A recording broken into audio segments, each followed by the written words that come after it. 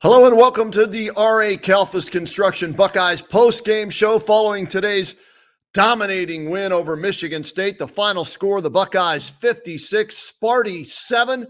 You talk about a convincing win, sending a message and taking advantage of one team's weakness. The Buckeyes did that today. Ryan Day, I've questioned some of his play calls throughout the year, and I think deservedly so, especially in that two-game mix between Nebraska and Penn State. But today, Michigan State stunk as far as their defense against the pass coming into the game. They were 130 out of 130 college football teams at the D1 level. Well, the Buckeyes, with one of the best passing attacks in the country, exploited that and dominated Sparty and C.J. Stroud. What a game for C.J. Stroud as he throws for over 400 yards and 6 touchdowns to tie an OSU single game record in the win. Let's put some of the numbers up on the bottom of the page so you can see who did the damage for number 4 ranked Ohio State as they beat number 7 ranked Michigan State, and that touchdown that Michigan State scored against the backups. And as good as the offense was today, and it was very good, going 7 for 7 in the first half,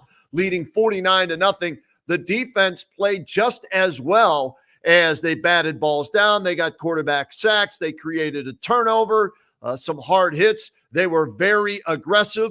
And so this was a complete team win by the Buckeyes today and very impressive. I was curious to see how they would play going into this game with next week's game on the horizon against that team up north. The good thing for Ohio State, I think 2 things today. 2 key reasons why they went out and played dominating football today. Number 1, it was a top 10 matchup. So that helps. That keeps your attention, right? And number 2, it was senior day. You want your seniors at The Ohio State University to leave with a victory in the last game they get to play at the Shoe. And so those 2 factors, I think, were motivating factors for the Buckeyes not to take this team lightly, even though they were number 7 in the country. You look at that pass defense rating, you go, man, we'll kick their ass. We're going to put up 60 points. Well, if they wanted to, they could have put up 100 points. I truly believe that. You play that first team offense the entire game. Heck, I'll say this. They would have scored at least 95 points had the first team offense played the entire game. That way, Mel Tucker could get $1 million for every point he gave up against Ohio State with that reported new contract of his that's coming 10 years and $95 million. So welcome to the rivalry, Mel. Well, you kind of know what it's all about. You've been around this rivalry in a number of different ways, but the Buckeyes do what they should do to a poor defense that can't protect, or I should say can't defend the pass, and they win it 56-7. Look at the numbers at the bottom of the screen down here. Here we go. There we go. C.J. Stroud, 32 for 35. He missed on 3 passes. One of them was a drop. Okay, 432 yards, 6 touchdowns, no interceptions. Trevion Henderson ran for 63. He barely broke a sweat today. That's good. He stayed healthy for next week's game against that team up north. And all 3 receivers go over 100 yards receiving, each of them with a touchdown. And a shout out to the senior Chris Olave in his final game at the Shoe. How about this for Chris Olave? And I'll put it up at the bottom of the screen now. Check this out. Chris Olave, with his 2 touchdown catches today, becomes Ohio State's all-time touchdowns leader. Is that how we say that? All-time receiving touchdowns leader. Is that right? He has the most touchdowns receiving in Ohio State history. There, I'll spit it out. Finally, 35 touchdown grabs, and he still has 1 game left for sure. Big Ten championship game, possibly. That's 2. And then maybe 2 college football playoff games or at least 1 bowl game left. So he's got at least 2 games left to add to that total. Hopefully 1, 2, 3, 4 games left to add to that total. So congratulations to Chris Olave for passing David Boston. He is now all by himself, numero uno, 35 touchdown grabs in his career. And one more graphic to throw up before we bring in our guest on the R.A. Kalfas Construction Buckeyes postgame show. How about the Heisman push in his last 2 games? C.J. Stroud, 63 of 73. So he's only not completed 10 passes in 73 attempts the last 2 games, almost 800 yards. And he has 11 touchdowns, no interceptions in his last 2 games. So right now, C.J. Stroud when you look at what he's doing, and who's the kid I always forget is Bryce Young from Alabama. I think it's a two-man race for the Heisman Trophy between Ohio State Stroud and Alabama's Bryce Young. All right, let's bring in our guest from Waiting for Next Year. He is a Buckeye graduate. He's nodding his head. He's feeling good about this one. Josh Pookie Paloha. What's up, Pookster? It's a great day to hate Michigan and Michigan State, always. You're enjoying this one. I was a little love it. Looking at the spread coming into this game, Josh, but the odds makers in Vegas, they always say Vegas wasn't built on losers. Or excuse me, how do they say? It was built on, technically. They win, but it's built on losers. Right. So like Vegas wasn't built on winners. It was built on losers. They knew something when they put that spread out there, 19, 20, 21, 21 and a half. And I was like, man, that's a little high for a 4 versus 7 matchup. But what impressed you the most as they handled that spread no problem today with the Buckeyes? I think it would be easier to say what didn't impress me because everything. I mean, you can see the smile on my face. Yes. You got that Kool-Aid smile today. Yeah, man. And I'm wearing my Beat Michigan shirt. You got it. It's Beat Michigan week. Right. It's a great day to be a Buckeye. It always is. But I mean, what didn't go wrong for Ohio State, or what did go wrong for Ohio State today? Defensively good, although I guess the only negative, Noah Ruggles misses his first field goal of the year. There goes his Heisman candidacy. Yeah, no, out the window. God darn it, misses. Pushes a field goal right, misses that. It should have been, instead of 56-7, it should have been 59-7. What the heck's wrong with him? Exactly. No, but that first half, I forget how Ohio State did. I know they dominated Wisconsin when Cardale Jones came in. 59-0 was the score. But I forget how the first half was. That had to be one of the most dominant first halves I've ever witnessed, especially against a top 10 opponent. I mean, CJ Stroud coming in, the biggest thing was Michigan State's pass defense is not good. And CJ Stroud and the wide receivers have just been dominant. Atrocious. I've made up a new word, ferocious. It's horrible. It's atrocious. I like it. It's ferocious. You like that? Although, with you being on the radio, how have you not called the Browns ferocious? That's a great point. Time? Since '99, they have been ferocious numerous times. Exactly. All right, but back to Ohio State. Yeah, I like that word, by the way. I mean, senior day, it was nice to see Master Teague get a touchdown while the crowd was chanting Teague. That was awesome. Chris Olave stepped up senior day. CJ Stroud coming into the game, it was not only a top 10 matchup. Right. That was obviously got the headlines, but another big headline was the Heisman was a three-person race. Kenneth Walker III from Michigan State, CJ Stroud, and Bryce Young from Alabama. I think Berm from Letterman Row tweeted in the first half, CJ Stroud had 6 touchdowns. Kenneth Walker III had 6 touches. How about that? And he finishes the game, Kenneth Walker, the running back. Buckeyes hold Kenneth Walker 6 carries, 25 yards. Now, I saw him limping off the field. I don't know if he was hurt or he just didn't want to play anymore when they were getting their butts whooped by Ohio State like that. But, yeah, he's out. Scratch him, all right? Now, just take that marker, permanent marker, and scratch out the Walker. And now it's down to Alabama's Bryce Young and Ohio State's C.J. Stroud, right? I mean, look at his numbers. Let me put some Stroud numbers up for you as far as what he's accomplished now in his last 2 games at the bottom of the screen and for the season. These are updated numbers for C.J. Stroud. Almost 3,500 yards passing, 36 touchdowns, 5 interceptions heading into next week's game against Michigan. I was one of those early in the season where I was like, all right, C.J. Stroud, the guy. And I think we questioned it. I know we questioned it multiple times. Yeah, I did. Well, not only that, but we questioned that shoulder and that shoulder injury. I think Ryan Day, I mean, we can bring up Kevin Stefanski and Baker Mayfield and not Baker not sitting. But Ryan Day having the authority to sit CJ Stroud against Akron, knowing that they were going to win that game, that was a season changer. You can legitimately say that was a season changer. 2 season changers happened, right?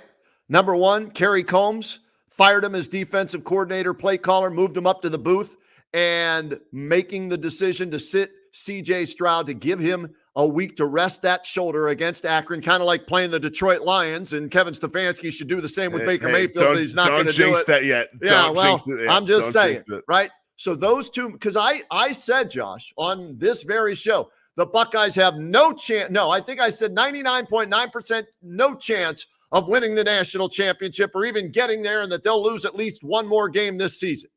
Well, after making those moves and the changes that have paid dividends, I'm going to be eating my words possibly because I think now the Buckeyes are as good as any team not named Georgia in the country right now, because Georgia does it on both sides of the ball. And that's why today I think was important, not just the offense, Josh, but the defense. The starters didn't give up any points. Yeah, field goal was missed by Michigan State still. They pitched a shutout till the backups came in. They batted balls down. They got pressure on the quarterback. They held the nation's top running back arguably in check and made him a non-factor. So now if this defense can be more consistent moving forward next week, and then hopefully the Big Ten championship game before the college football playoff, maybe they are on the same level as Georgia, which I didn't think was possible after the loss to Oregon.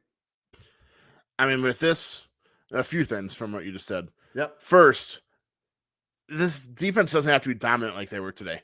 Just hold the team to like 4 touchdowns or less. Okay. With the offense in stride, I mean, I know the offense isn't going to be as good as against the Alabamas and stuff of the world, but when you have Chris Olave, JSN, Garrett Wilson out wide, I mean, even Jeremy Ruckert was out there making plays at tight end, and then a 3-headed when Master Teague is your 3rd best running back, right? Your running backs are pretty damn good too. And then going back to Michigan State, let's just hope that Mel Tucker signed that extension prior to this afternoon, right? I said, Josh, if the starting offense would have played the entire game, Mel Tucker would have been paid $1 million for every point Ohio State scored today. It would have been 95 points. I totally believe they could have scored 100 if they wanted to today. And speaking of that, the over-under today was 69.5, and it was 49-0 at halftime, and they did not go over. So cheers to Vegas on that. Wait a second. What was the over? 69.5. 50, it ended up being 63, right? Right. And even with the 2 missed field goals, it would have only been 69. They would have missed it by a half. Wow. So it was 49 at halftime, and then just due to the garbage time. You figure garbage time though usually makes some for you, but also Ryan Day is not going to show Michigan anything going to next week. That was the most vanilla offense and defense in the second half that you could possibly play. So I'm fine with it. I didn't take the over. So I'm great with that. And the other thing I'm great with is they got to rest most of the guys in the second half. The only player who went down with an injury, and have you heard anything on Denzel Burke? He left early in the first half, and I did not see him the rest of the game. It doesn't mean he didn't play. I just didn't see him on the field after he left with some kind of shoulder or arm injury.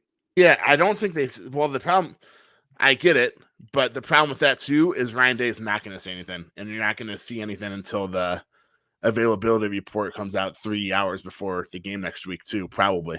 Because he's their best defensive back. They need him, and Seven Banks didn't play today, I guess, either. So, you had your top 2 corners arguably out for at least a half of this game. You need them back for next week and thereafter. Yeah, and I know it's the game. I know it's the biggest rivalry in college football. But Michigan lost to that Michigan State team 37-33. I know. I understand, but that's a totally separate week, right? But it comes out. It's the game, and it's at Michigan again, which is BS. But hey, let's give a shout out, Josh, to our sponsor, Bob Kelfus from R.A. Kelfus Construction.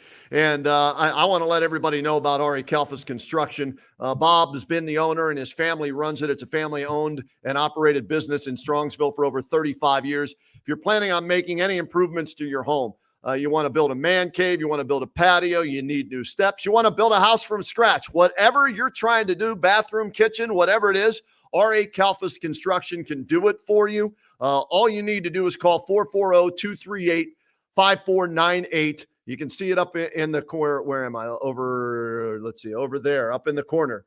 You can call Bob, tell him the Roadman sent you, and they will take care of you. You can check them out online at rakelfus.com.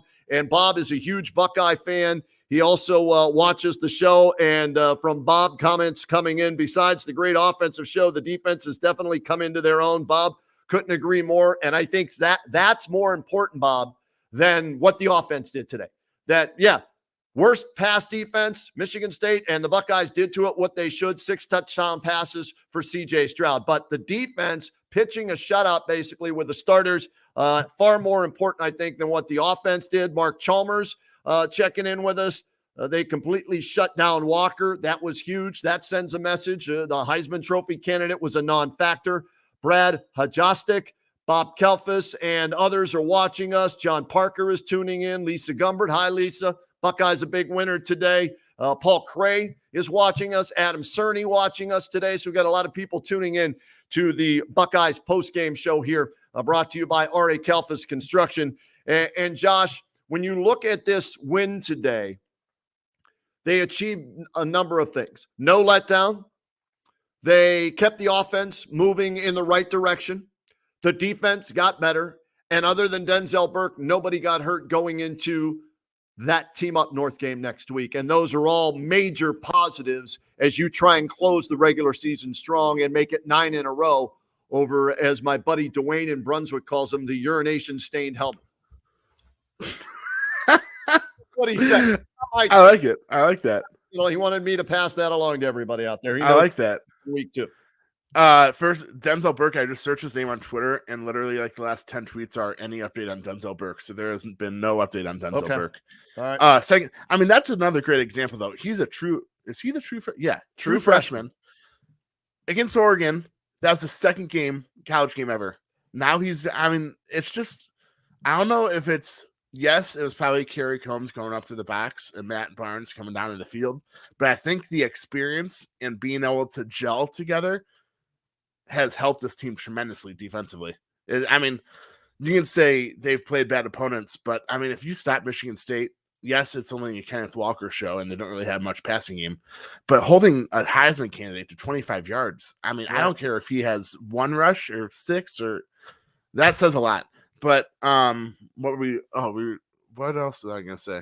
I don't know. We were talking about that urine-stained helmet. Oh, the helmets. Totally lost track. Let me put those numbers, since we're going to talk a little bit about that right now. Let me put the numbers up against Michigan. Where are you, Michigan? Let's see. No, there we go. Go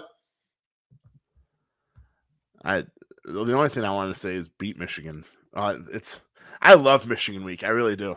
No matter how good or bad Michigan is, it's always an awesome week. I mean, it's awesome when they're bad too, but. So for our viewers, listeners watching out there, you went to Ohio State. You got to experience it. How many years? 7 years you were at Ohio State, Josh? Is that what it was? I wish I was at Ohio State for 7 years.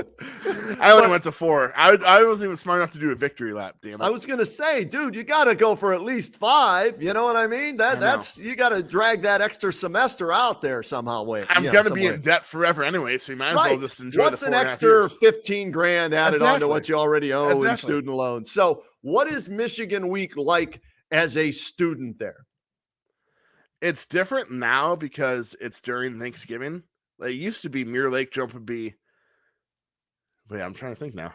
It used to be Tuesday night. Well, no, now there's no Mirror Lake Jump either. Right. That's RIP. gone. But that was such a cool tradition too. It was something that you have to experience. Well, now you can't experience. Did you jump in? You jumped in the lake? You did. I did, and I lost my sandals in the lake, so I had to walk like the 1.5 miles back to my apartment in bare feet. So that was kind of dangerous. But the fact that you were wearing sandals, I'm glad you lost them. Yeah. Were they mandals or were they flip-flops? They were sandals because I didn't want to wear shoes and ruin them, and I figured I'd at least be able to have sandals on for the walk back. Okay. All right. I wasn't technically sober because you shouldn't be sober when you jump in a freezing cold lake.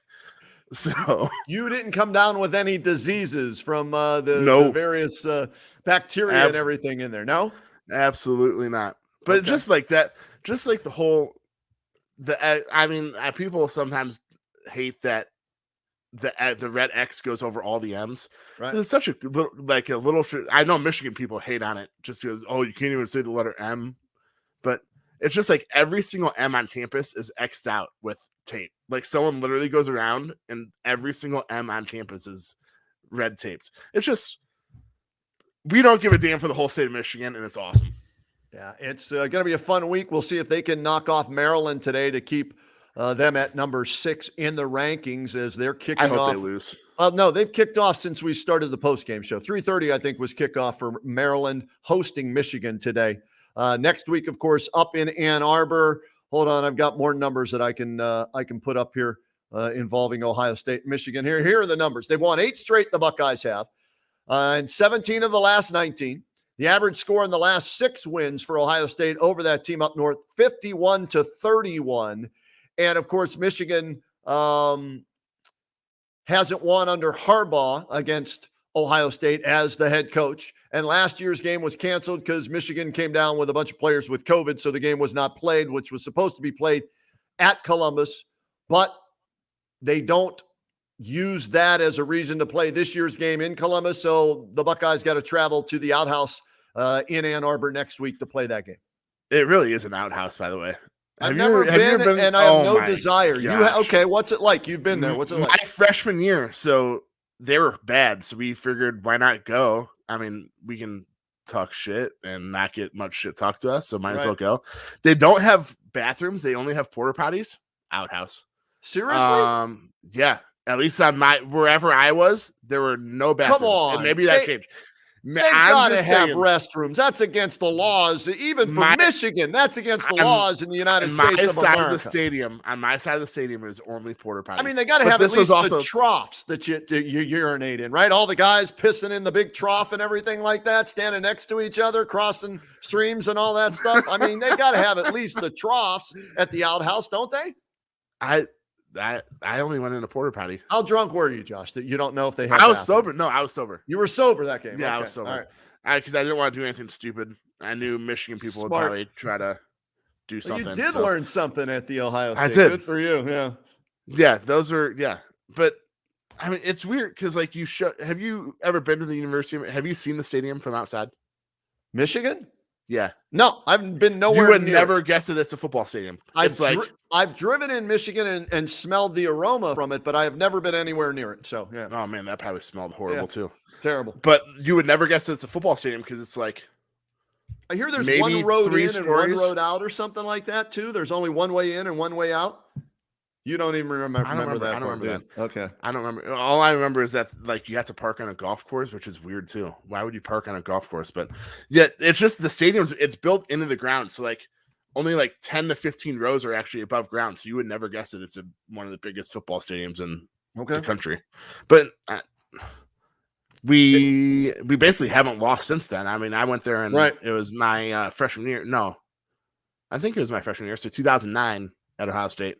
And I mean, we've only lost like once or twice. But always remember, if Michigan fans are tuned in, Jim Harbaugh is the greatest coach of all time. Keep him there forever. I hope he gets a 10-year, $95 million extension at Michigan.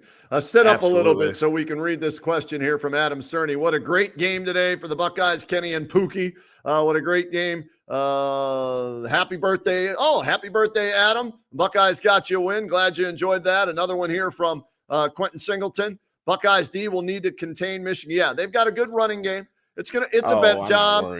Josh, it's a better team, than Michigan State. Even the committee knew that. It was a fluke that Michigan State was able to come back and beat them in the second half. I think, even in watching the game, Michigan was the better team in that game.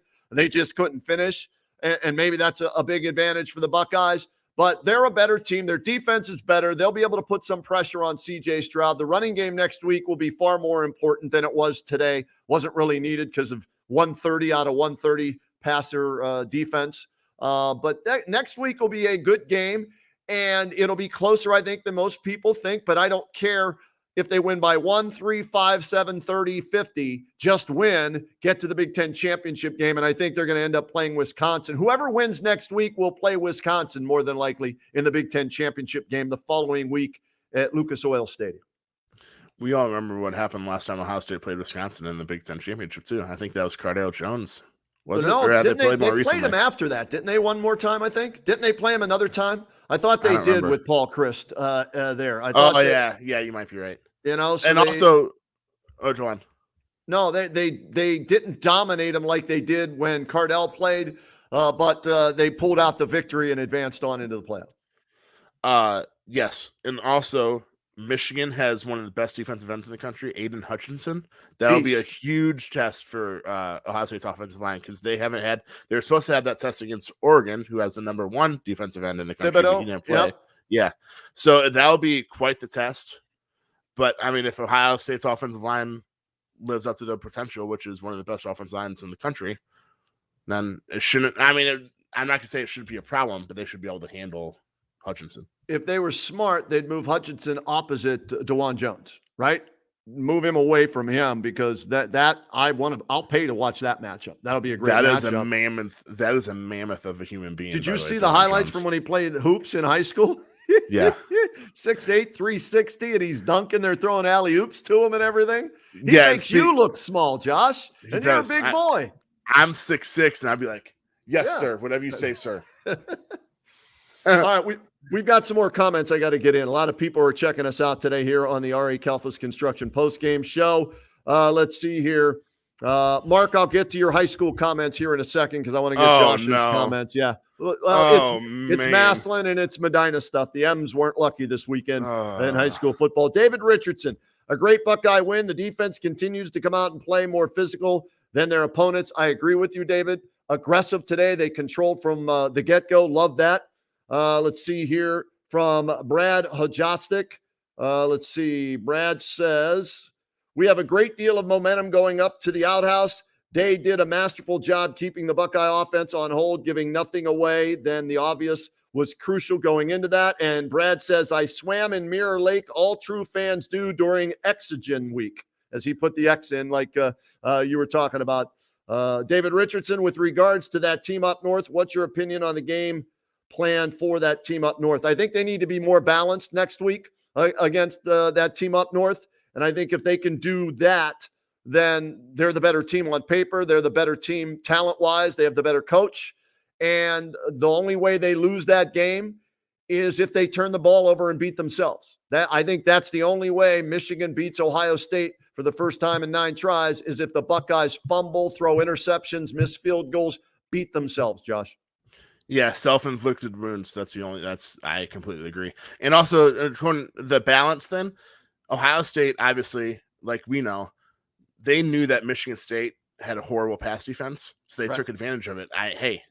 CJ Stroud, it was literally like a practice, but against a team other than Ohio State's defense in the first half. Yeah. So they just took advantage of that. I'm not worried about the balance quite today, but yeah, they will need Trevion Henderson, Jamison Williams, and even Master Teague to at least keep the running game because like we always say, in order to open up the passing game and the play action, you have to have a running game. So that'll be key at Michigan, no matter what. All right, we got another shout out going out here to Ben Robinson. He's checking us out, I think, for the first time on the Buckeyes post-game show. So, Ben, thanks for tuning in, talking Ohio State's big win, 56-7. Let me give you some numbers, seasonal numbers, Josh. This is like a whoosh. Here we go. Seasonal numbers for some Buckeye players. Trevion Henderson, 150 carries, 1,098 yards. Is that right? Is he over 1,000 yards for the season? He is. He went over 1,000 last week, right? 14 touchdown runs for Trevion Henderson, almost 1,100 yards on only 150 carries. Chris Olave, 58 grabs, 848 yards, 13 touchdowns this season. Garrett Wilson, 60 grabs, 939 yards, 11 touchdowns. And your team leader in receptions this year, Jackson Smith-Njigba, 69 catches, 1,132 yards, and 6 touchdowns. When it's all said and done, the Buckeyes could have a 4,000-yard passer, a 1,000-yard rusher, and 3 1,000-yard receivers this season. And I don't know if that's a school record, but if it's not, it's tying one. But I think it might be, Josh, if you get all 4 of those things happening. And let's see, 50 touchdown passes is what Dwayne Haskins threw for, correct, when he was with the Buckeyes? It was something like that, yeah. Yeah, I think it's 50 on the nose, and that means C.J. Stroud now, in looking at where his season numbers, 36 touchdowns, 5 interceptions, so he's 14 away from that in 4 games possibly. That's something he could break and set a new record as well. So kudos to him for 17 straight completions today. That's a new single-game record at The Ohio State, breaking the record of 16 in a row by J.T. Barrett. And, of course, Chris Olave, 35 touchdown catches for his career. That breaks the record of David Boston. So senior day, record-setting performances and momentum going into that team up north game. It's crazy that Garrett Wilson and Chris Olave will be first-round picks in April. Yeah. and they're not even leading the team in receiving. And they both said how good Smith and Jigba is, that he's better than that themselves. Yeah. How crazy is that? So I know people, I think I brought this up a couple weeks ago. Jamison Williams transferred from Ohio State. He's now Alabama's best receiver. It's crazy that he was going to be the fourth best receiver on Ohio State. Right. He's now Alabama's best receiver. Brian Hartline is a legend. He's a genius. I saw his media availability. I think it was last week. And he talked about with his wife, he said, I just can't see myself ever leaving here. You know, how special Ohio State is to Glen Oak grad, played in the NFL, arguably the best wide receivers coach in the country. You look at who's playing in the league, most recently elevating himself, Scary Terry McLaurin in Washington, Michael Thomas before he went down with the injuries the last 2 seasons, the highest paid receiver in the league. So that's a great recruiting tool to have. Alfred Jackson III, CJ will have to run a little more with that weasel pass rush. Not sure what that means. I think he's talking about Aiden Hutchinson. I can't think of the other guy. I can't think. They have another good defensive end. I can't think of his name right now. But they have 2 really good defensive ends. I'm assuming that's what he's talking about. Steve Trompower, worst mistake MSU made was putting the Buckeyes offense on the field to start the game. I agree, Josh. You know, you give them a chance to go down and score, and then you're playing catch up the entire game. That's a great point, Steve. You played right into their hands. I think the Buckeyes might have taken the ball today if they won the toss as well. Yeah, 2 things on that. One, when I said, someone asked me how this game was going to go today, I did not see this big of a blowout, but I just knew that Michigan State's pass defense was bad, like I've said already, and you said already. Yep. And it was like the perfect marriage for Ohio State because they can score early, and then that completely takes away Michigan State's running game, and that's all they have. They have no passing game. So when you go up early, Kenneth Walker, I mean, he had 6 carries today. He might have been hurt, but 6 carries for one of the best running backs in the country. It was like the perfect marriage where if you go up early, it was going to be a blow. Once it was 14-0, I was like, oh, Ohio State's going to win this in blowout fashion. Right. Secondly, 14-0, Michigan State has the ball 30-yard line. I think it was like 4th and short, and Mel Tucker kicks a field goal with a bad kicker. Mel Tucker, what are you doing? That's why he's getting $95 million over the next 10 years. The second highest paid head coach in the country. Hey, Mel's a good dude, and he's a very good coach, and that's a good hire for them. He's got 33 new players this year, so to be 9-1 going into that game, tip of the cap. He used a lot of the portal transfers and everything like that, transfer portal. So yeah, I give them credit for having them there, but they're talent-wise, they're just not there with Ohio State. Shout out to Robert Stone. Rob, what's going on? Garage Guy Rob. What's happening, buddy? Thanks for tuning in. Hope all is well with you. Dale Milano, a big hockey fan. How about my Monsters last night? 5-1, Dale, over Syracuse. Did they win? At least someone had a good night in Cleveland last night. Kicked their ass last night, all over. Trey Fix-Wolansky was sporting the aviator sunglasses on Top Gun night in pregame warm-ups. Awesome. It was pretty sweet. Wait, what's his name? Trey Fix-Wolansky, TFW. I'm changing my last name to that right now. How about I like Trey Fix. The Fix was in. He scored last night. Top shelf on Top Gun night as well. Name. It is a great name. He's a cool dude, man. He was coming back off of knee surgery and was out for 8 months. And this was his second game back.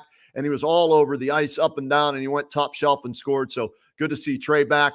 Dale Milano says that was a complete game, a Buckeye beatdown. Yeah, Dale, most complete game by Ohio State this season. Offense, defense, special teams, they missed the field goal if we're nitpicking. But the play calling was outstanding offensively and defensively, and they still didn't show a lot either. So all in all, their best win, I think most impressive win, even though they should have been able to do that passing-wise. They could have thrown for 800 yards if they wanted to and scored 95 points, like I said, and given Mel Tucker a point for every million he's going to get. So I agree with Dale there. Best game by far this season when you consider everything that was at stake.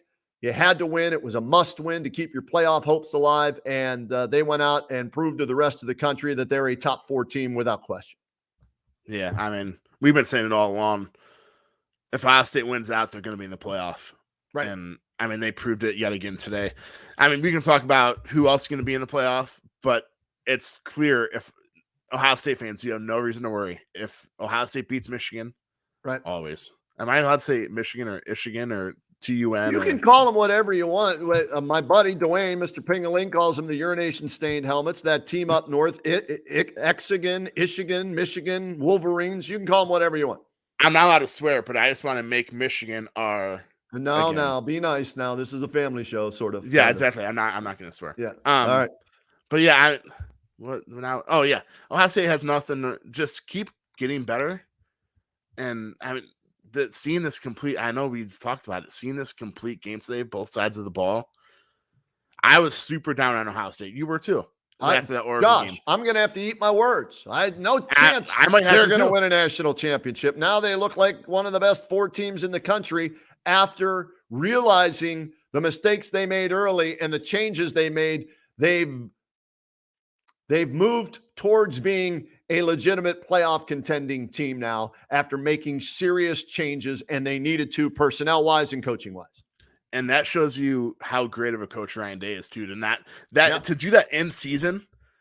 I mean, off season, okay, that's one thing. But to do those changes in season, I mean, after the Oregon loss, I said not only do I not think Ohio State's going to be in the playoff, but if I don't want them to be in a playoff because if they make it, they're just going to get trounced. Right. Yeah. Now I think they might. I mean, Georgia. They'll beat Oregon again, right? Yes. I think they can beat Bama this year. Georgia, that defense. That's the matchup. And here's what I'm hoping, Josh. Number one offense versus number one defense? Yes. I hope the playoff committee makes sure when they put the final brackets up that the Buckeyes can't play the Bulldogs until the national championship game, because you want to see that number one defense against the number one offense. That's to me, if I'm them trying to raise advertising dollars, get more viewers, sell more merchandise tickets, Number the one NCAA offense is not about any defense. of that, Kenny. The NCAA is not about anything money related. Come on. Okay. Yeah, whatever. Sure. I'm kidding. No. Well, actually, I'm not. I think the college football playoff rankings are a bit overrated, that show every Tuesday. But I think this Tuesday is going to be a teller, because if Ohio State jumps Oregon, there's no way they'll fall back. So they'll avoid Georgia. Unless Georgia loses to Alabama in the SEC championship game. Then how far do they drop Georgia? Does Georgia go from 1 to 3? If Ohio State's 2, then the first round matchup is Georgia and Ohio State. Either way, though, 2 versus 3, it's whoever's wearing the home jerseys versus the away jerseys. But yeah, that's true. I guess I kind of want Georgia just to win out then. Yeah, me too. That's the way I'm looking. Here's what I want. I want Georgia to win out, knocks Alabama out. Okay. I want Cincinnati to go undefeated. All right. I want Oregon to be there again. I would prefer to play Oregon in the first round so you can, wipe that loss off your record, basically. Go out and beat them by playing them a second time. So I would like to see Georgia, Cincinnati, Ohio State, Oregon, but there's a part of me also that would like to see Ohio State and Cincinnati, the Battle of Ohio, and then you prove who really is, the best football team in the Buckeye State. I'd like to see that too, but I think it's basically, unless Alabama or Georgia loses prior to the SEC championship, I think Cincinnati versus Ohio State is impossible unless they both win the playoffs first game, right? Because that would be like, there's no way Cincy's going to jump to 3. Right. I don't know. Maybe it's possible, but I think Cincy would have to win the first playoff game. Here's how it happens. Ohio State would have to win. Here's how it possibly happens. Oregon loses a game, they're out. They're playing a ranked team today, by the way, Utah. Yes, they are. But if Oregon loses, they're out. Alabama loses, they're out. Okay? Then you could have Ohio State 2, Cincinnati 3, and then whoever at number 4. So you could, I think that's a possibility if Cincinnati wins out. They've got SMU today, and then their conference championship game will be Houston, who I think is undefeated in conference play. I don't know if they're undefeated overall, but they're not an elite team. But still, hey, no non-Power 5 team has made it into the Final Four. This would be the first. Luke Fickell, if he were able to do that, kudos to him. But yeah, I'd like to go get a shot at them and prove. Here's the thing: we're giving all these hypotheticals. I just want the Buckeyes to win their next 2 games, and I'll play whoever is in front of me, because that means you got to the playoff in a year that after 2 weeks? I didn't think let me see. Is it 2 weeks? Was it week 2? Yeah, it was week 2. Week 2, 35-28 loss to Oregon at home. just like Virginia Tech back in 2014, good omen. And a bunch of people told me that at the beginning of the season. Roadman, remember? And I'm like, hell no, not with this defense. They got no shot. They're going to lose at least 2 more games, or at least 1, maybe 2 more games with this defense. Well, they made changes with personnel. Some kids transferred. Some starters got benched, and younger players are in their spot. And they moved the defensive coordinator upstairs. And with the exception of a couple of games there in the middle of the season with Penn State and Nebraska and Ryan Day's play calling in the red zone, the offense has really dominated. And it's hard to it's nitpicking with Ryan Day. 33-3, I think, is his record. He hasn't lost yet in the Big Ten. So a lot of people jumping on me all over Twitter. And I'm not saying he's not a good coach, Josh, but it's okay to question him. He's not perfect. They do have 1 loss the last time I checked. They were 2 for 9 in the red zone in those games against Penn State and Nebraska. So there was reason to question him. Seems like they've fixed both of the wrongs, right? The defense and the red zone efficiency again. So it's okay to question him at times. Now let's hope that he has learned from it. Stroud today ran once like that to get the first down. He slid down. He avoided taking a hit on a sack. Smart move. Stay healthy.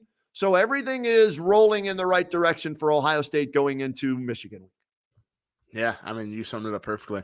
And going back to questioning Ryan Day, I mean, no coach is perfect. Bill Belichick's not perfect. Right. You can question coaches. It is. I mean, it's what we do as sports fans. I mean, I know everyone says, well, there's a reason why you're sitting at home watching the game on TV. It's okay, though. You're allowed to question a coach. It is what it is. But yeah, I mean, just take care. I've said this well. Just take care of business, and everything else will just work itself out if you're Ohio State. Don't beat yourself, Ohio State. That's all you have to do next week. Chuck Bolberg is checking us out. Chuck, thanks for tuning in to the R.A. Kalfas Construction postgame show. Craig Easterday, always good to hear from Craig. Saw him up at Johnny Malloy's on Monday night with Debbie, his wife. So great to see them out there, out and about. You've been our lucky winner, man. Hey, what? 2 times now you've won the grand prize up there for Labatt Monday Night Football at Johnny Malloy's. Browns Lions tickets. Are you going tomorrow? I don't know. I'm either going to give the tickets to my brother or me and my brother are going. Okay. All right. They're going to win it's tomorrow. Supposed to rain. Yeah. Let's hope. They're going to destroy the Lions tomorrow. So go and watch a win. Okay. I hope they do. Cause if they lose, I don't even know what to say. Yeah. That the season will be over if they lose. That'll be end of the We'll talk about the NFL draft immediately. Exactly. We'll hope that they can draft Garrett Wilson or Chris Olave next year. Both right now I saw Wilson going as high as 15, Olave as high as 21 in the first round from all the different prognosticators with the draft. So, and you got to think Thayer Munford's going to be a 1, 2, or a 3, depending on how teams view him as a guard or a tackle. His versatility, I think, is going to help him by moving inside. It shows, he can be a swing guy for an NFL team.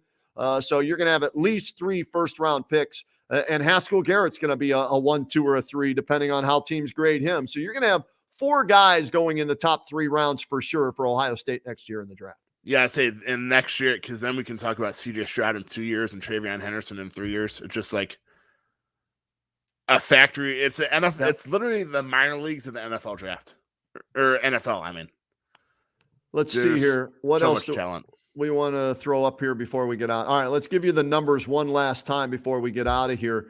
Final numbers from today, 56-7. Stroud, 432, 6 touches, no interceptions. That ties the school record for a single game. Henderson over 1,000 yards for the season. Olave, the all-time receiving touchdown leader in Ohio State history. Jigbo over 1,000 yards for the season. Garrett Wilson close to 1,000 yards. How about this? I looked at these numbers. In his last 2 games, C.J. Stroud, 63 for 73, 793 yards, 11 touchdowns, no interception. Not bad. That's a Heisman push right there. That's Absolutely. The Heisman push for him. So the Buckeyes doing what they have to do to win, and we're going to have all kind of great guests. We're trying to track down former Michigan and former Buckeye players all week long on the Kenny and JT show, News Talk 1480 WHBC, WHBC.com. Tune in 3 to 7 Monday through Friday as we'll try and get as many former players on to tell us what it's like to play in this game, win this game, lose this game, be a part of this game. So that'll be Monday through Friday. I might have a connection for you, by the way. Oh, please do. Anybody you got. Okay. We want as many I'll players as possible. I'll see what he's doing this week, if he's busy or not. But Zach Bourne, I might be able to get Zach Bourne for you. Dude, get me Zach Bourne, the greatest picture in Ohio State, Michigan One, the history. greatest picture, and two, his older brother transferred from Michigan to Ohio State. So you have that connection too. Absolutely. But that picture, I'll text him after this show. After him standing over the Michigan player, I got to get that blown up. He made so much money from that picture. It's crazy. Tell him I want to buy one. Now, obviously not like in college, because NIL was. Oh right. Man, imagine if the NIL was around back then, though.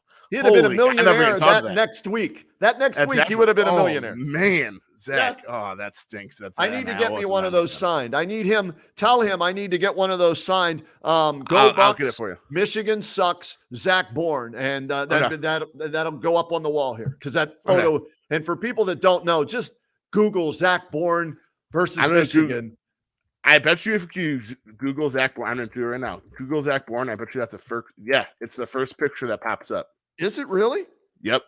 Let me see here. I'm going to do it myself. Zach.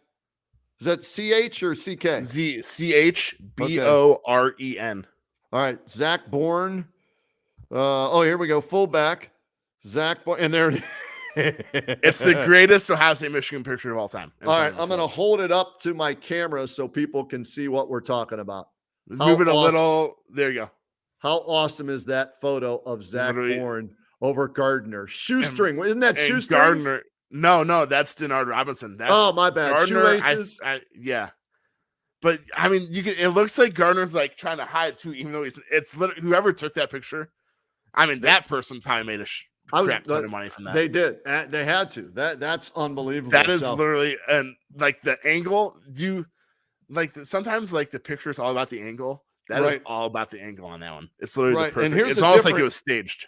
I haven't seen this angle of it. That's a different angle of it, of him. That's from the side. I haven't seen that either. Yeah, that's different. Somebody else added that to the photo. And it's worth reminding you that Zach Bourne was a fullback, and then Urban Meyer changed him to a linebacker, I think his senior year.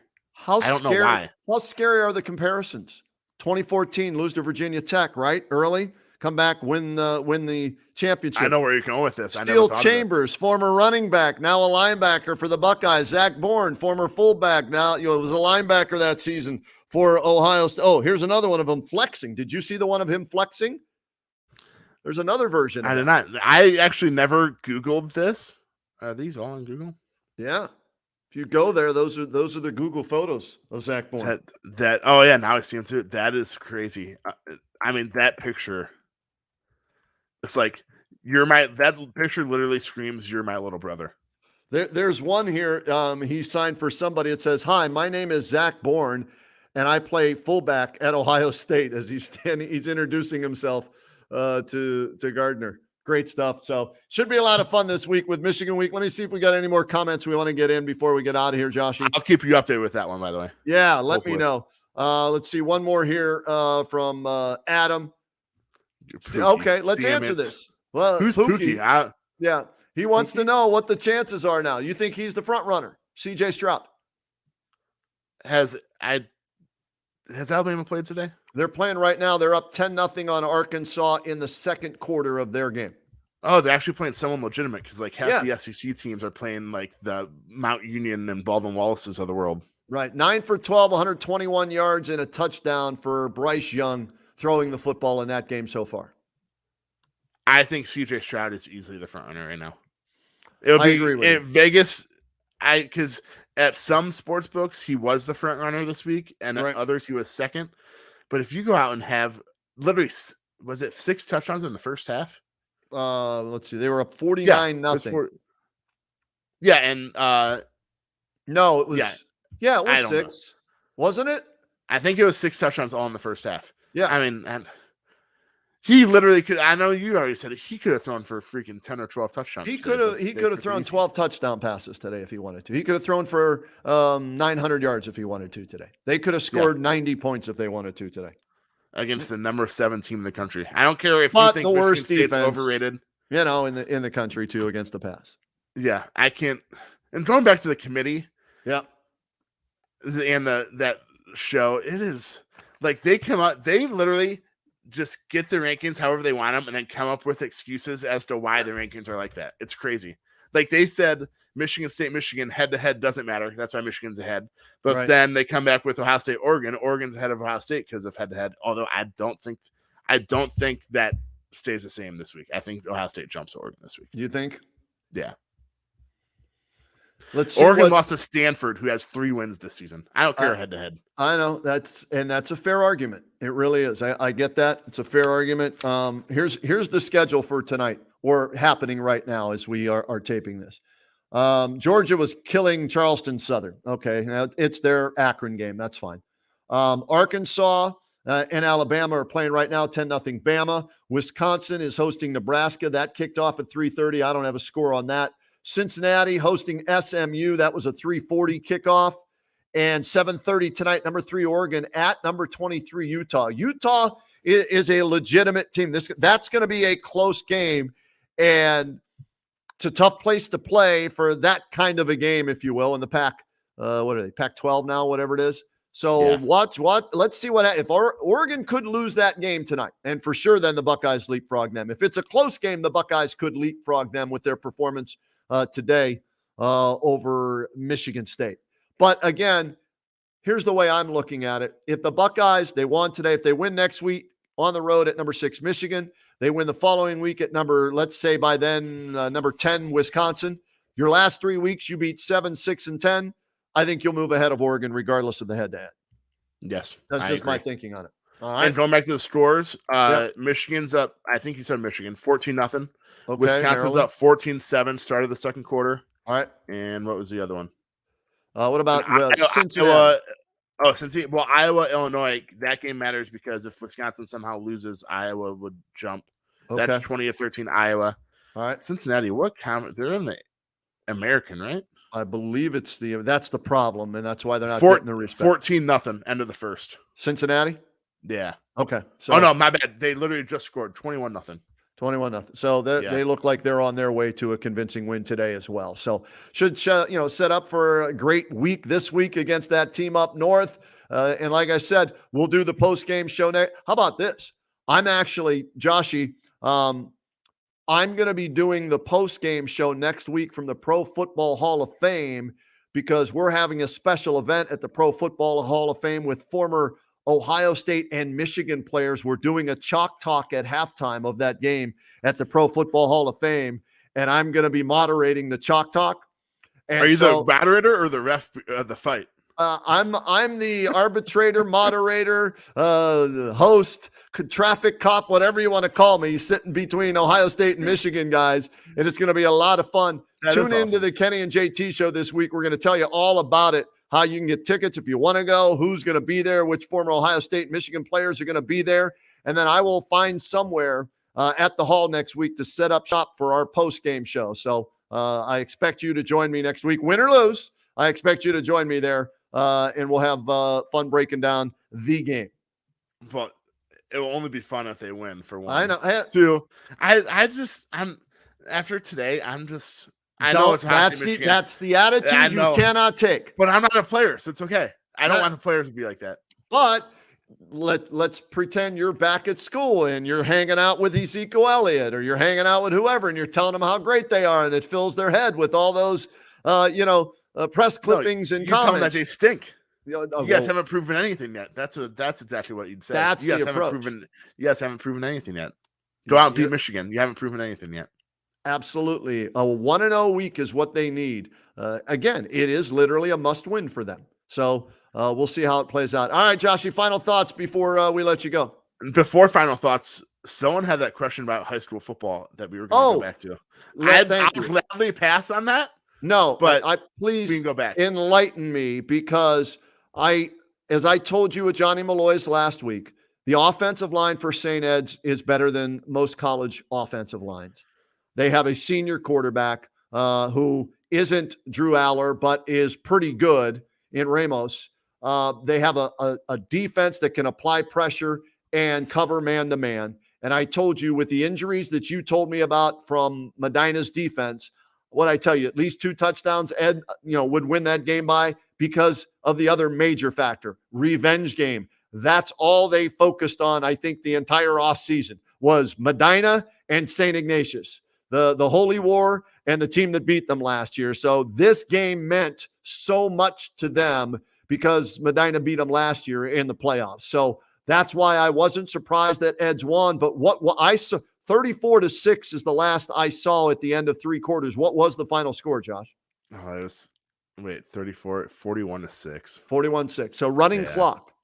Yeah. Yeah. All right. So going back, Medina got the ball first, drove it down the field. Drew was like 5 for 5, 75 yards and a touchdown. I was like, holy cow. I actually said it. I was dumb and said this. I said, wow, that was way too easy and never knocked on wood. And then they got dominated after that. But yeah, that first drive, Medina just looked really good. And then St. Ed's, when you can recruit and you're going against a public school, St. Ed's was literally bigger at every single position besides quarterback. Yeah. And even if you are slow, if you're bigger than another high schooler, chances are you're going to dominate them. Right. Drew was running for his life. Ohio State's Medina's offensive line. It's not that they were bad. It's just that they were so much smaller. Drew was running for his life. They're a more finesse offensive line, right? Yes. Because they're not as big. And when you play a school the size of St. Ed's that has the beef up front, they may be the best team, in all of the state of Ohio, any level. Hoban, Massillon, they lost, so it's not Massillon. St. Ed's, St. Ignatius, Pickerington Central, whoever's left, they are that good. And here's the other factor, and we call him Larry Legend in Medina, right? They haven't had a better program under anybody than Larry Legend. But people have to remember that Tom Lombardo has taken 3 different schools to the Final Four. He's won 3 state championships at 2 different schools. And it could be 4 this year. Right. Two state championships at 2 different schools, which I think would be the first time ever. Well, he would have 3 at Ed's, and he won 1 at Lake Catholic. So this would be 4 total for him. Oh, I thought it would be 2 and 2. Okay, my bad. 1 there at Lake Catholic, 2 at St. Ed's. He took, was it Highland? Yeah, he took Highland to the Final Four. So give him a year to prepare. And like he said, they've been playing Drew for 3 years now. So, they kind of understand who he is, what he is, and what Medina's offense is. And they're one-dimensional to begin with. They're not going to run the ball. So that kind of helps a team the stature of St. Ed. So that's why I figured Ed's would win, but I didn't think it would be 41-6. So congratulations to the Bees. An outstanding season. Good luck to Drew, whether it's at Penn State or at The Ohio State. If he changes his mind, we'll have to see. I'll be rooting against him if it is Penn State. So sorry about that, Drew. And good luck to St. Ed's. I'm pulling for St. Ed's, to bring home the title to Northeast Ohio. Yeah, I know you brought up Pick Central. I think because Pick Central has Sonny Styles, who just committed to Ohio State, but I think they lost last night. Okay. So now it's like Ed's versus Upper Arlington or one of those Columbus schools that's also undefeated. So they'll go against 2 undefeated teams again. Well, Ed's has 1 loss. Ed's got 1 loss. Yeah, they lost in overtime to one of the Cincinnati Moeller X or one of those. 28-21 they lost, yeah. So, but going back to Ed, their 2 DNs, I was actually standing. Mitch Doherty was there. I know you remember Mitch Doherty. Yeah, Mitch, Mount Union national champion. Yeah, I was actually standing Mount Union's Kevin Burke, who also is a national champion. He's, I think, Mount's OC, so he was there just. So I was standing with them for the whole second half because the second half was boring and it was horrible. But Kevin, because he was St. Ed's quarterback back in the day, he said that both of their defensive ends will go Power 5. Yes. And they're huge dudes. And then their right tackle is 6'8", 320, and he's a sophomore. He's gonna be able to choose where he wants to go to school. Here, wait. I'll give you the names you're talking about because I still have my my sheet from the McKinley game. 47's one of the defensive ends, and 78, I think, is the right tackle. Ben Roebuck is the super sophomore, 6'8", 320. Okay, right tackle. How do you become that big as a 15-year-old, by the way? I don't know. And the left tackle, 6'1", 275. That's Joey Lavelle. He's the leader of the offensive line. This is what Tom Lombardo told me as I picked his brain when he was on our show. Michael Kilbane is the defensive end you were referencing, 6'4", 245. Coming into last week's game against McKinley, 11.5 sacks, 8 tackles for loss going into the McKinley game. I know he had at least 1 sack yesterday against Medina. And the other kid is Dwight Harvey, defensive tackle, 6'1", 275. Wyatt Gideon, 6'1", 230. The average offensive line for them stood about 6'3.5", 288 for St. Ed's. And Medina's is probably 5'11", 200. Here's the other game people were asking about. Green beat Massillon. Shocker. Yeah, I saw that. I would say, is that a shock? That's a huge shocker, right? Major upset. Major upset. Green, early in the season, they were undefeated, and Jackson was undefeated, and we were saying, all right, which of these two teams is for real? Because both teams have had the tendency to start strong and finish poorly. So we're like, all right, which is the real team? Well, Jackson blocked a field goal to beat Green by 1 point. We're like, okay, well, Green's not that. And then Green got clobbered by McKinley. And we're like, okay, that's the Green we know, right? They're not for real. Well, little did we know major injuries to the Bulldogs from Green in that portion of the season. They get everybody back healthy down the stretch. They upset Hoover at Hoover, who had defeated them earlier in the season at Green 17-7. They win a low-scoring game 14-10. They took out Worcester. Then they beat Massillon last night with a touchdown pass with 36 seconds left. It was Van Horn to Trey Martin, who's their all-everything wide receiver defensive back. Now, Massillon fans are crying foul because of 2 pass interference penalties on the final drive after Massillon had a chance to run out the clock but fumbled the ball near midfield. So if you don't want those pass interference penalties, is what I'll say to the Massillon fans, don't fumble the ball at midfield when you have a chance to run out the clock. Yes. 5 wide, that's the Green offense. Gave Massillon problems. Van Horn had a great game. Martin's one of the best players in the state of Ohio this year, 2-way player, D2, right? So congratulations to Coach Geis and the Green Bulldogs as they pulled off the upset, one of their biggest wins in school history, beating Massillon. And Massillon, their 5th straight time to the regional final, but they had won the 3 previous regional finals, so they lose, and they continue to not have a state championship in the playoff era. And all the McKinley fans will make sure they call our show, I'm sure, this week and remind them of that as they get knocked out by Green. So good luck to the Bulldogs in D2 moving forward. I'm not sure who they have. I know one of the D2 matchups is Avon versus Hoban. So then I'm it's assuming that they Woods. probably have a. Then So I it'd think be it's Cincinnati's Winton Woods against Green. Yeah. So that's they're thinking the matchup. For you Northeast Ohio fans that just love football, I think Avon Hoban will be at Brunswick. Okay. And that should be one heck of a game. I'm not going to go, but that should be one heck of a game. Hoban will win. They're just loaded. Yeah, I know. They've been the best team in the state over the last 6 years, any division, without question. Most consistent. Yeah, by far. Their running back, I saw a stat last night, has 1,000 yards and 18 touchdowns in 4 playoff games this year. He went for 357, I think, yesterday. Yeah. He's got 2,500 for the year or something like that. Yeah. Yeah. But, and also, Medina game, I'll just throw that for those of you that are wondering. 21-6 after the first quarter.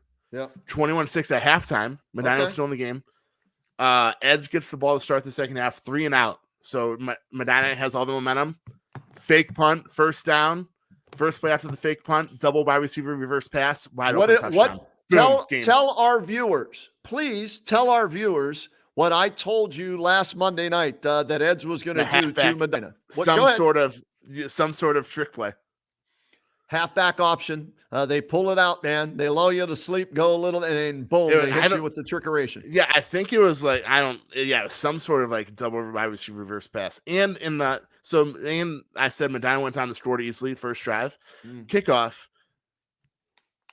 For some reason they kicked it short. The kicker was kicking it into the end zone all year, and then in the playoffs he stopped doing it. Eds returns the kickoff to the opponent to Medina's 20-yard line, scores like 4 plays later. All the momentum's gone. And that was the fake punt and double wide receiver reverse pass. It was like, wow, Medina might have a chance. And then that happened. It's like the stadium started to clear out middle of the third quarter. How was the crowd? Awesome in the first quarter. Yeah. And then it was it packed? Was it? Yes. All the seats were taken at Byers? Yes. Yeah. Yes. Okay. All right. That's good. Actually, one of the policemen is friends with Mitch Doherty. So he went and played football at Mount. So we were talking to him. He said that's the most packed he's ever seen Byers Field. Okay, good. Hey, before we get out here back to Ohio State, some more people, some late comments. Connie always checks us out. We appreciate that. Connie thought it would be more competitive today against Michigan State. So did I, Connie, but I'll take it, right? It's nice to have one of those ones where you can sit back, crack open a beer, watch the game, get some chips, do some laundry, whatever. So that was kind of nice today, Connie. Jax Teller also weighing in. Just control their pass rush and have CJ run when needed, and the Bucks will be fine. Beat the Wolver Weasels. Oh, there we go. The Wolver. Right now, I'm getting a better understanding. Instead of Wolverines, the Weasels from Michigan. I hope we don't have to count on CJ running the ball, but everything else he for said, first I agree with. downs, or you know what, lull them to sleep if it's 3rd and goal from the 2. Fake the dive to CJ and he runs around the corner for a touchdown. Now that would be nice. I'll take that. I mean, maybe I'm just being optimistic, but Ryan Day has been holding stuff back. I think you're right. I think you're right. So maybe CJ. I mean, there was a highlight. I think one of the Columbus news stations tweeted last year. CJ Stroud, you would have thought he was Justin Fields out there running. He ran for like a 35-yard touchdown. Yeah. Now it's like he's like Tom Brady and doesn't run unless he really, really, really, really, really has to. It's crazy. So maybe he's just. I don't know. That's 3 reallys. So, yeah, I agree with you there. That was a lot of reallys. Shout out to a buddy of mine from Springdale High School. Our quarterback, when I was a junior, he was a senior. I was on the sidelines and up in the PA booth announcing the games at Springdale High School. Les Duncan, our quarterback back in the day. True story about Les Duncan, okay? Who's watching? What's up, Les? Thanks for tuning in. I was scared shitless of Les Duncan in Little League when he was a pitcher because he threw the ball 100 miles an hour. And I didn't want to face him, man. I'd do anything, if we were playing them, bat me ninth, so I didn't have to face him. Dude just threw heat, man. And he was effectively wild at times. So I saw him hit one kid one time in Little League, and the kid was bawling his eyes out, hit him right in the ribs and everything like that. So Les, I was afraid of you, man. I didn't want to step in the batter's box against you. I'm not as scared to admit that. Dude threw BBs, He probably man. did that. He probably did that purposely though, because all other 8 kids in that lineup said, "Holy cow, I am not getting in that batter's box." Without question. Gary Brown is watching us today too. Gary, we appreciate that very much. So Les, thanks for the photos you sent me of the old high school basketball days, and he was our quarterback. And I was afraid of him as a batter Les, in Little you can League. Feel free to show all of Kenny's in the comments. Just show a picture of Kenny's basketball uniform as well. Yeah, the short shorts. I've already posted those, man. I had great legs back in the day. Oh yeah, man. I was styling and profiling back in the day in my uniform. How about this? At one time, I wore goggles, high socks, short shorts, and knee pads as a sophomore. Wait, why goggles? Well, I guess they weren't goggles; they were glasses. But the straps on and everything. Like the rec specs. Yeah, because I didn't have contacts yet at that time until I was a junior. Like some kids walk in, like football players like that, like they wear stuff as like swag. Yeah. Was that your swag back then? No, I was nearsighted, so I needed that to help me on my. No, I mean your knee pads and high socks. Magic Johnson wore knee pads and high socks, so really? I wore knee pads and high socks. 2 things I did, okay, when I was in high school. 2 things I did because I was a huge fan of Showtime and the Lakers. Magic Johnson's my all-time favorite NBA player. David Thompson second. World B. Free, Mark Price. Those are my top players, right? That I adored. Besides LeBron James, obviously, but no, he's not my top 5. Sorry. So Michael Cooper, who played for the Lakers, was one of the greatest defenders of all time. Used to have his shorts. He had short shorts, and they had the drawstring. He would let the drawstring hang out in front of the shorts. Of course, I had to do that. He wore his socks high. Of course, I had to do that. Magic wore knee pads. Of course, I had to do that. I was number 32 home, 33 away in high school. We had even numbers at home, odd numbers on the road. Really? Yes. Is that true story? Wait, was that like a thing back then or just your high school? It made it easier for the scorers table. But wouldn't that make things? Oh, okay. I was saying, wouldn't that make things for the coach making the lineup though? He'd be like, all right, we're a road. All right, that means Kenny's number 32. Right. That's just different. I guess that makes sense though. Away and home.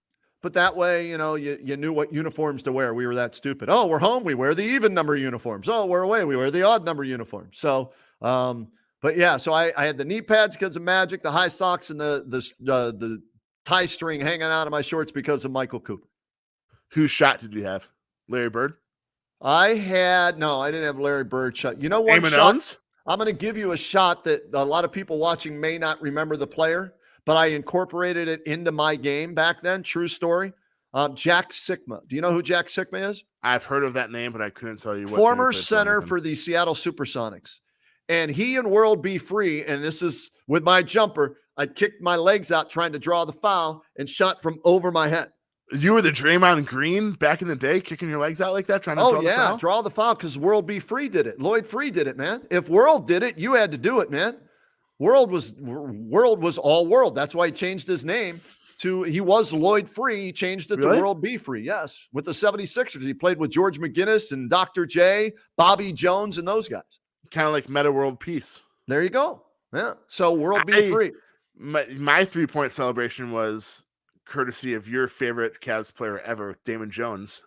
Amon. AKA Amon Owens. No D, no J. Yeah, I always did like the. Oh, okay. Did you ever hit a 3 at any level? Yes. I actually had a buzzer beater that my friends still remind me of randomly. Really? Yeah. We didn't have the 3. You've done something I never did in high school because we didn't have the 3-pointer. That's how old I am, Josh. We didn't have the 3-pointer back then. That is crazy. My best shot was top of the key. So I probably, starting for 3 years, I probably would have had 100 more points in high school if we had the 3-point shot. Just add it on the stat book. Throw it in. It's okay. Right? Yeah. So exactly. And all this conversation is courtesy of Les. Les, exactly. From Springdale, We've gone on like 50 different tangents tonight. How about this? Another break off. Les, you'll remember this guy. All right. We had a kid in high school we played against, football and basketball. Les played against him in football. I played against him in basketball. His name was Bobby White. He won 2 national championships at Penn State for Joe Paterno. He was a defensive linebacker. And he killed us in football and basketball. Crushed us, man. Les, you probably got hit by him a number of times. If, you did play against him, and I think you did. I beat him at their place on a buzzer beater. Hit a jumper at the buzzer to beat Freeport High School and Bobby White at their place. And I fouled out on senior night. I fouled out in an overtime loss to Bobby White and in my last ever high school game against Freeport. And then he went on to win a national championship as a freshman and as a 5th-year senior at Penn State. And I went to Baldwin Wallace. So big discrepancy right there between the two, or a big drop-off right there. Hey, Bill Fredericy is watching us today too. Bill, thanks, as we kind of got away. Well, we've been talking about other things since halftime because Ohio State was up 49-0 over Michigan State, and they won the game today. To circle this all back, I'll bring this all back to Ohio State football. Go ahead. So I just searched Twitter, Denzel Burke. Ryan Day said of Denzel Burke, at one point, we wanted to get guys some rest in the second half. The guys wanted to keep playing. So I'm assuming, as in guys, he's talking about Denzel Burke and the other guys. So I'm assuming he's good to go. Hopefully. Right. Fingers crossed. Or that's the tap dancing, and he doesn't want to let on that what's hurt, so Michigan doesn't know next week. Until 3 hours before the game, because that's why wouldn't you? But yeah, I feel like if he's saying that, then Denzel Burke was probably more precautionary than anything. Right. Well, let's hope that is the case. All right. One last check here of the questions and comments. I don't want to miss anybody. We talked with Jax Teller, Adam. We had his stuff in there, checking on my phone from everything there. All right. That's going to do it, Joshy. Enjoy the week. That is that Team Up North week or Michigan week. And we'll see you at Johnny Malloy's for Monday Night Football and see if you can make it 3 out of 4 winning the grand prize from Labatt Blue. Yeah, and if you want to have a chance at winning the grand prize like me and not know that you won it like me, show up at Johnny Malloy's Monday night. I don't even know what the Monday night game is this week, by the way. I was so focused on the Buckeyes and Michigan State, I haven't looked ahead to that matchup yet for Monday night. I know the Browns play Detroit tomorrow at 1 o'clock, and I'll be out at where are we tomorrow? We're out in Canton with the Stark County Browns backers at Jersey's. So I'll be there. If you want to come out and join us, we have a great time, give away a lot of prizes, play trivia there. And then Monday night we do trivia and give away some great Labatt Blue prizes as well. So show up Monday night at Johnny Malloy's in Medina or tomorrow at Jersey's in Canton. All right, Josh, thanks for joining us, buddy. Enjoy your week, and we'll see you tomorrow night, okay? Go Bucks, beat Michigan, and tell Brittany I just saw her walk behind and tell her I said hello. I will do so, Josh. There is Pookie wrapping things up for us here on this edition of the R.A. Kalfas Construction Buckeyes postgame show. You see the final score on the bottom, 56-7. The Buckeyes get ready now for that Team Up North, and we'll have all kind of coverage, like I said, for you this week on the Kenny and JT Show, WHBC.com, 1480 AM on your radio dial. Pull it up on any of the radio apps. You're good to go by listening there, and we'll hear from former players from both sides of the greatest rivalry in college football. Have a great week, everybody. See you. Bye.